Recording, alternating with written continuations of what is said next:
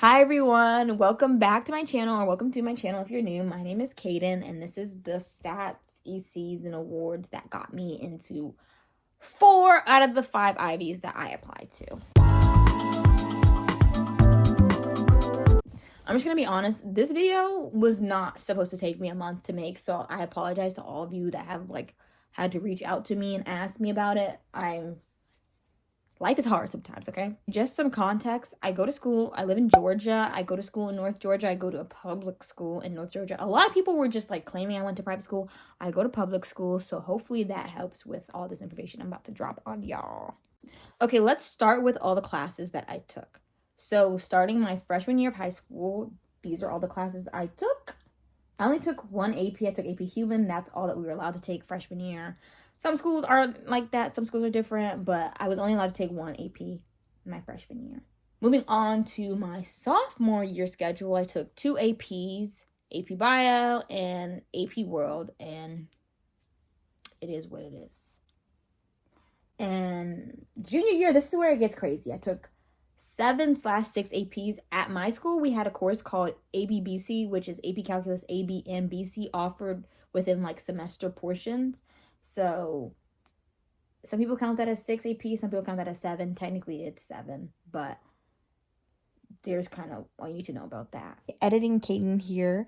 I literally completely forgot to talk about my senior year classes as a whole, so I'm going to put them right here. I do want to touch on, I do enrolled through my local community college. I do enrolled Psych, I do enrolled Gov, and I do enrolled Econ. Gov and Econ were 2 things I needed to graduate, and I was not taking 2 AP classes. I was not adding that to my senior year schedule. Hello, no. So I do enrolled them, and then Psych I just do enrolled because they were like, you can't do Gov and Econ in the same semester. I was like, okay, whatever. So that's that. And then my math class, I did a dual enrollment program, which is basically if you're on this accelerated math program in Georgia, you can you have the opportunity to apply to Georgia Tech to enroll multivariable calculus and linear algebra. And I was accepted, thankfully, but it's not as prestigious as you may think. There's 700, maybe 600, 700 kids in it in Georgia. But it's pretty cool. I put that on my application. I think it's pretty impressive to take in such a high-level math class at my age. So put that on there too. So if that's what you're wondering, that's what that is. So taking all those courses, before I applied, my GPA was a 4.45. And then at the end of my senior year, my GPA was a 4.6. So really, 4.45 is probably what you need to know, because that's when I was applying to schools and stuff. I used that GPA. And then with that GPA, I was ranked number 8 out of 620 kids, which it is what it is. But I was not Val, I wasn't Sal, I wasn't close. But I did end up moving up to number 4 at the end of the year, but I was number 8 when I applied. Okay, so test scores. I took both the SAT and the ACT twice. The first time I took the SAT, I took at the beginning of my junior year, and I got a 1350. I'm not going to say much about that. 1350 is not a bad score at all, but a lot of the people around me did a lot better, and I was pretty discouraged. I won't lie to you, but I did end up taking it again. And then a week after I took the SAT the first time, I took the ACT for the first time, and then I got a 30. And this was again, I wasn't unhappy with my score, but a lot of people were doing better than me, and competition is a thing. So I was like, let's get on that grind. So I come back at the end of my junior year, and I took the SAT again, and I felt really bad about it, honestly, but I went on a cruise the week before too, and I didn't have much time to study, so I was on Khan Academy, but I wasn't doing much. But I will say what I think helped me the most is I went through all the concepts on Khan Academy. I don't even know if they have these anymore because digital SAT, but I went through all the individual concepts because everything you look in the concepts are going to be on the paper. So I feel that helped me more than just running through practice problems like crazy. So anyways, took the SAT again. I felt bad about it, but I got a 1510, and I never thought I would ever touch the 15s. So that was crazy to see. Then a week after, I go and I take the ACT again, and I got a 34. And, like, the score range for the 34 was pretty much, like, 10 points higher than my SAT score. So I ended up submitting that to all the schools rather than my SAT. Like, I put both of them on my Common App because you can list both your scores in Common App. But I only officially sent from ACT.org my ACT score. I didn't send my SAT score from College Board.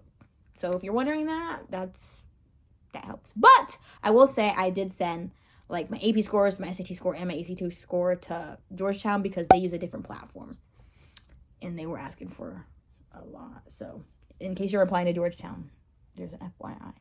All right, I'm going to move on to my honors now. I'm going to read these straight off Common App. If you guys want some tips on how to, like, organize your Common App, I will definitely make another video on that. I just don't want this one to be too long. So starting with my honors, in order, my first one that I listed was a Certificate of Honor in Mathematics, Social Studies, and AP Calculus ABBC. This is a whole jumble of things. You only get, 5 spaces for honors. So make what you can. Bear with me. I, like, jumbled some stuff up. But basically, I got a Certificate of Honors in Math and Social Studies my freshman year, and then in AP Calculus ABBC my junior year. And that's pretty much just for being a good student. Like, I couldn't even tell you. Like, having good grades, being a good student. My second honor that I listed, let me just go back. I really put this as my first one because I wanted to be a math major. That's why I put that as my first honor. Moving on, something I thought was really impressive was that me and a friend got 3rd place at the HOSA State Leadership Conference. If you guys don't know what HOSA is, it's like the medical version of, like, DECA. So it's like medical competitions and stuff. Really, why was I doing that? I couldn't tell you. But we got 3rd place for mental health promotion, which was a new event. And we made a mental health campaign. So if you have questions about that, you can ask me. And then my 3rd honor I put was Involved Compassion, Ownership, and Noble Character Award. This is literally just a random award my school makes. It's called the Icon Award. Am I an icon? Absolutely. But this award, I got it twice, which is why I thought it was so important that I put it on here, because it's like, things don't, twice is, maybe once was by chance, twice means something. So I put it on here really because I think it showed a lot about who I was and about my character. So, I'm well-rounded. What can I say? Then my 4th honor was the African American Recognition Award. Let me just tell you, I got this my sophomore year. I feel like a lot of people get this award. I got it for my PSAT score because I took the PSAT, like, all the first 3 years of high school for really no reason. But I got this award because I'm Black, too. So, is that random? Kind of. But I put it on here because I thought it was an honor. And then lastly, I was a National Merit Commended student. Was I a semifinalist? But I was commended. And I thought this sounded pretty cool. And it's from College Board. So I thought, let me put it on there. And I thought, in my opinion, it's better than me just putting, like, National Honor Society or, like, some other random honor society I was in. So I put this on here. Okay, now I'm going to talk about my extracurriculars. Just for reference, Common App gives you 10 spaces. So I'm just going to read straight from there. I will say, though, I did also submit my resume to the schools that allowed it. My resume pretty much just reiterates what I'm about to tell you, but I will say the one thing my resume had that isn't on here is that I was, like, co-author of this, like, student poetry book, which literally came from me entering my poetry into a competition for hours for this club. So that's really not that big of a deal. So the first activity that I listed on Common App was the one that I felt I was most involved in and what was most important to me and I was most passionate about, which was my involvement with the Black Student Union at my school. I was president for my senior year, and then I was treasurer for 2 years before that. If you want to read the description that I wrote, I'll include it right there so you can pause and read.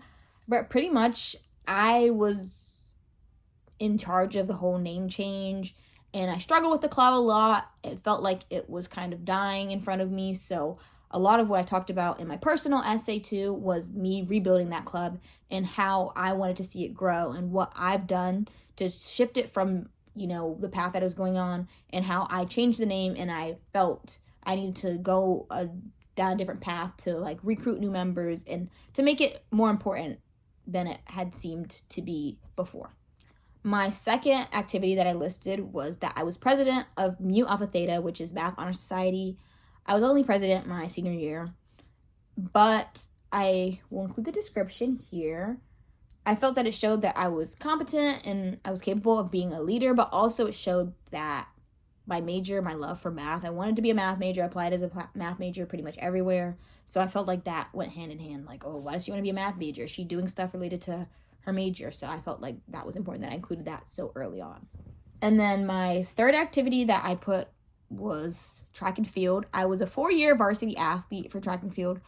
I wasn't crazy, I won't lie to you. I was maybe like top 60 in one event, triple jump. What can I say? I was a big triple jumper. But also track and field is hard. Like running is hard, especially the 400-meter dash. Don't even clock me on that. I wrote my essay on the 400, how much I hate that thing. So there's the description that I included if you want to pause and read that. But yeah, I was 4-year athlete. I was varsity, and I felt like it was something that shows a lot of character. So I put it as my third activity.